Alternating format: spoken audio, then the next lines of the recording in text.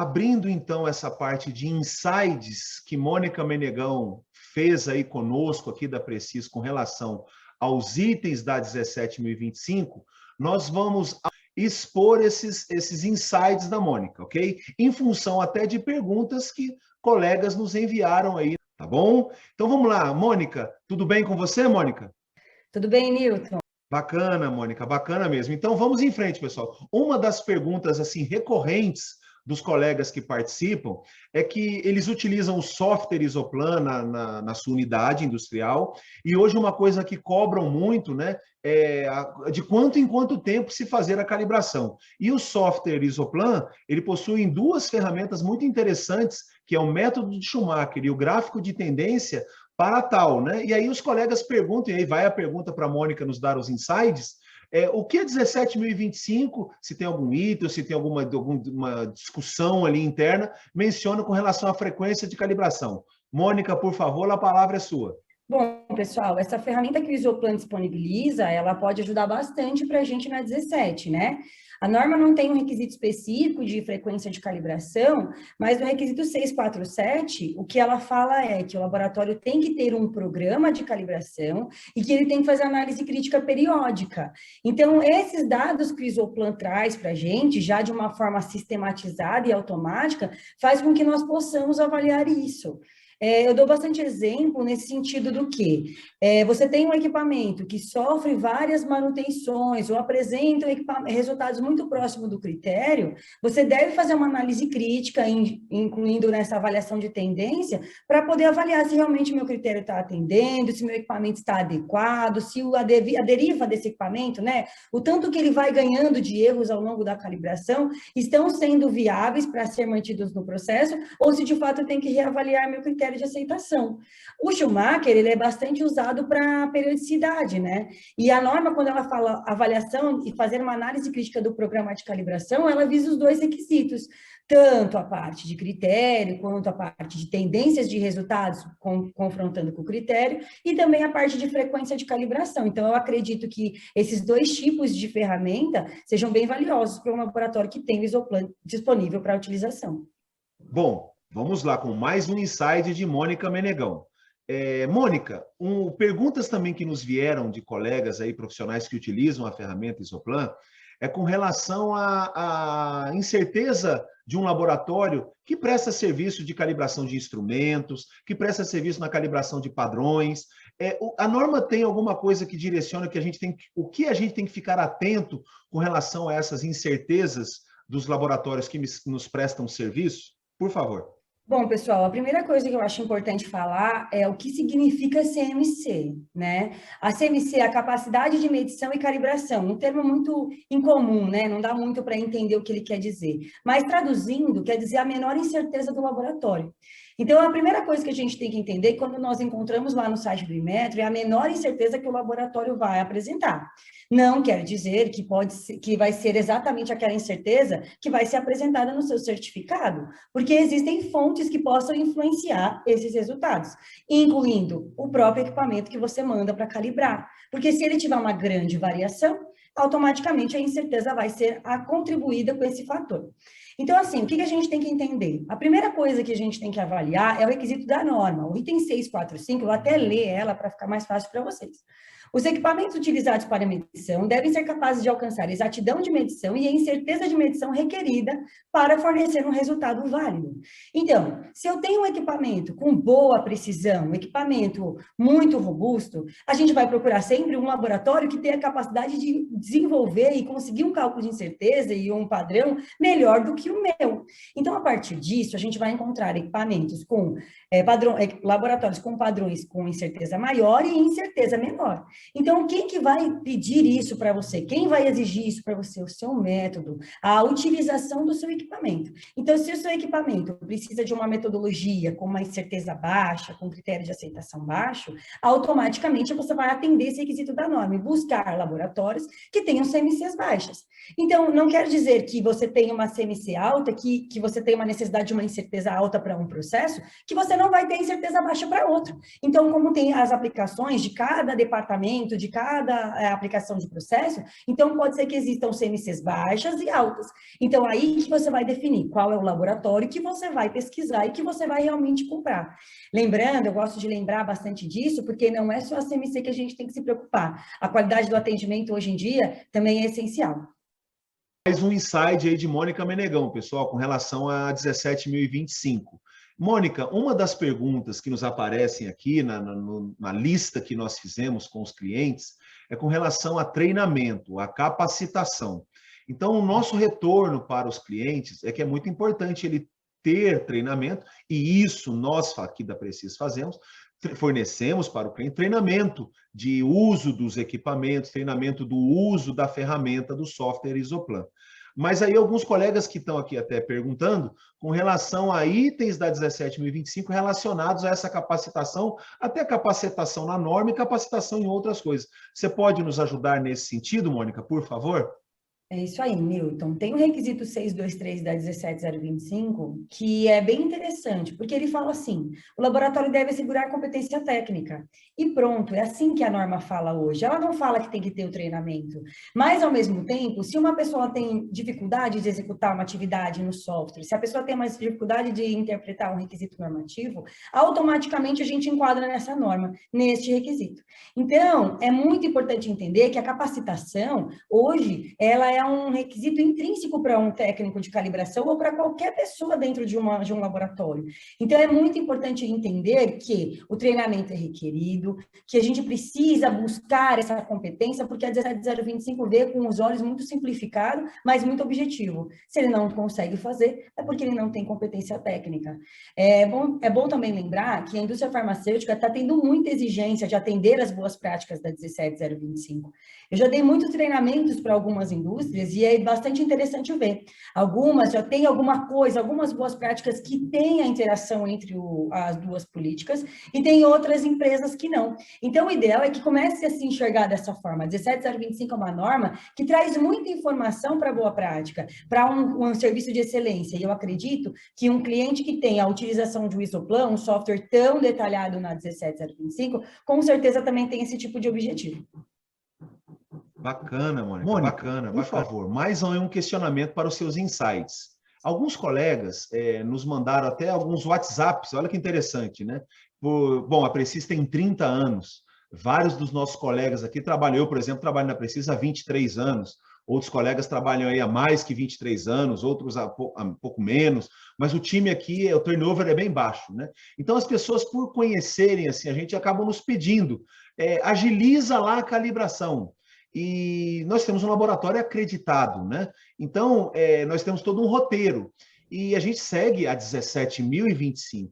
Então, eu tento explicar para o cliente, e muitas vezes, né, nós conhecemos alguns itens, mas quem é especialista tem 17.025 é você. Você pode nos ajudar e até ajudar os clientes, os colegas aí, os profissionais que nos assistem, que participam aí do webinar.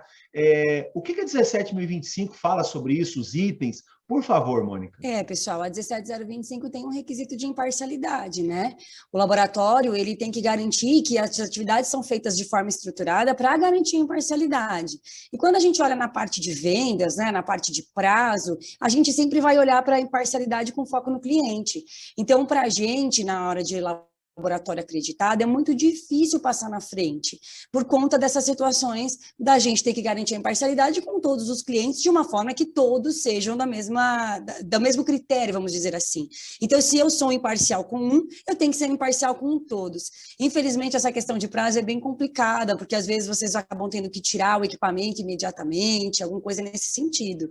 Muitas vezes, vocês podem tentar agendar com o laboratório, às vezes o laboratório consegue, eu não consigo para o prazo que você quer de um dia para o outro, mas a gente consegue agendar, daqui 3 dias você consegue me mandar e eu consigo ter um prazo adequado para você. Então, depende da realidade do laboratório e depende da negociação do cliente, mas a gente sempre tem que se pautar na imparcialidade para ser justo com todos os clientes. Muito bacana, Mônica. E é isso, pessoal, pegando esse gancho do que a Mônica mencionou, muito importante, esse item da 17025, a questão também de vocês fazerem todo um planejamento, né, pessoal? quando que você deve mandar um padrão para calibrar, quando você deve acionar um prestador de serviço para realizar aí um processo de calibração. Planejar com antecedência. Essa é a dica desse item normativo da Mônica. Vamos mais uma vez aí com seus insights. Diversos usuários aí da ferramenta Isoplan e que estão participando aqui do webinar também possuem, além do software de calibração, possuem aí calibradores, tanto portáteis da linha Standard da Precis, quanto da linha Advanced convencional, ou a própria estação de calibração similar a essa aqui que tem atrás de mim aqui. E a pergunta, até que vários colegas aqui nos mandaram, se existe algum item da 17.025 que nos ajuda com essa, não sei se eu estou falando o termo certo, essa comparação entre padrões, que utilidade isso vai ter? Não sei se formulei bem a pergunta, mas eu estou tentando ver aqui o que os usuários nos mandaram. Por favor, as suas considerações, Mônica. Então é o seguinte, né?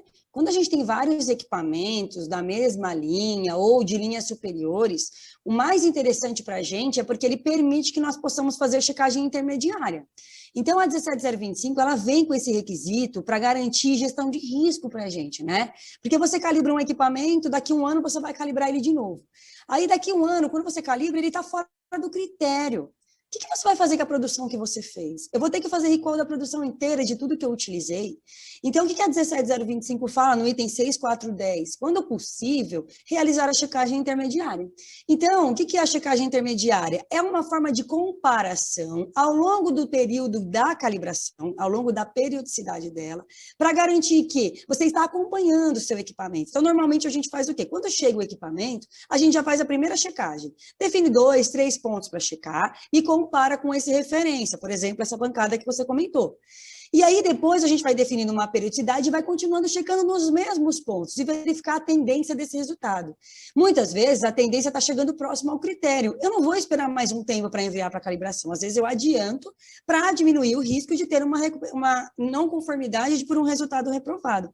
Então, a checagem intermediária para a gente, no laboratório, ela é de extrema importância, porque quando a gente precisa fazer recall, em vez de eu fazer recall de 12 meses, eu vou fazer recall da última checagem intermediária.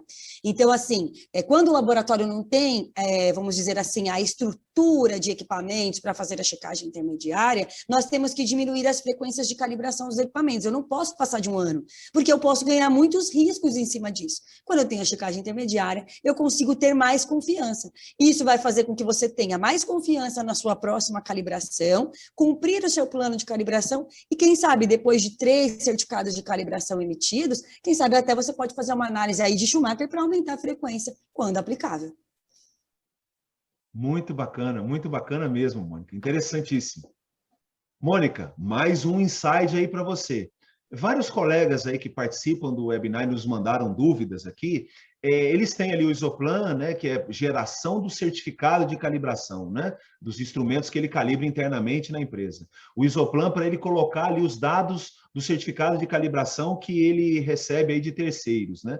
E aí uma coisa que fica, uma pergunta que fica latente aí, é quanto à aprovação de certificado de calibração, né? Bom, que item normativo, Mônica, você que está nos ajudando, e os colegas que nos assistem, pode nos guiar aí na 17.025 e os termos corretos, por favor. Bom, pessoal, o item normativo que atende essa parte é o 7862, que é de declaração de conformidade. Então, o que acontece, né? Um laboratório de calibração não tem obrigação nenhuma de fazer análise crítica de resultado. Por que não tem? Porque a gente não sabe para que vocês usam, ou nós não conhecemos a quantidade de utilização daquele equipamento. Então, eu poderia muito bem, de forma parcial e interessando para vender mais calibração, falar que o critério tem que ser baixo, porque aí você vai calibrar, vai fazer mais manutenção. Então, para garantir essa imparcialidade, isso depende do cliente. Então, nós, do laboratório de calibração acreditado, a primeira coisa, quando o cliente me pede para fazer uma declaração de conformidade, que é aprovar ou reprovar o resultado, nós precisamos que o cliente envie para a gente o critério de aceitação, que ele está usando, se ele está pautando numa norma ou se realmente num critério de aceitação interno. Adicionalmente, tem que ser avaliado e definido pelo cliente se eu somo o erro e incerteza, se eu faço apenas a incerteza versus o critério ou apenas o erro versus o critério. Cada empresa pode direcionar de acordo com o que usa e como faz para corrigir o erro no seu processo. Mas o mais importante é o cliente saber. De acordo com a 17, ele fala, para eu declarar uma conformidade, eu tenho que definir se ela está aprovada ou não, qual é a norma ou critério que eu estou levando em consideração e qual foi a regra de decisão, que foi o que eu comentei com vocês. Erro mais incerteza, somente erro, somente incerteza, porque isso vai fazer com que a gente faça uma declaração de conformidade com base no que o cliente quer e da forma de garantir a imparcialidade do laboratório nesse sentido. Bacana, bacana mesmo, Mônica. Agradeço aí a sua participação e gostaria de convidar, então, você a fazer as suas considerações finais. Por favor, Mônica. Bom, pessoal, muito obrigado aí pela participação de todos. É muito bom participar desse tipo de webinar, porque a gente consegue interagir, ver as dificuldades e até mesmo poder orientar. Eu vou estar participando do treinamento também, né, que o Newton vai apresentar aí para vocês. E assim, o que mais importa para nós, né, e para vocês aí do outro lado que trabalham com calibração, nós precisamos nos ajudar, porque nem todo mundo é especialista em tudo, e a experiência de um com certeza complementa do outro. Então, a gente está sempre disponível. Se vocês precisarem, a empresa que eu atuo é a PPM Quali. Vou passar depois o nosso contato para vocês, o Newton passa aí para vocês, e é importante que, lembrando sempre, a parceria é sempre muito mais importante do que todos os outros aspectos comerciais, porque é assim que a gente aprende e é assim que a gente pode distribuir nosso conhecimento. Mônica, muito obrigado em nome de todos os colegas aqui da Precis e tenho certeza em nome dos clientes e profissionais que nos assistem aí. Obrigado mesmo.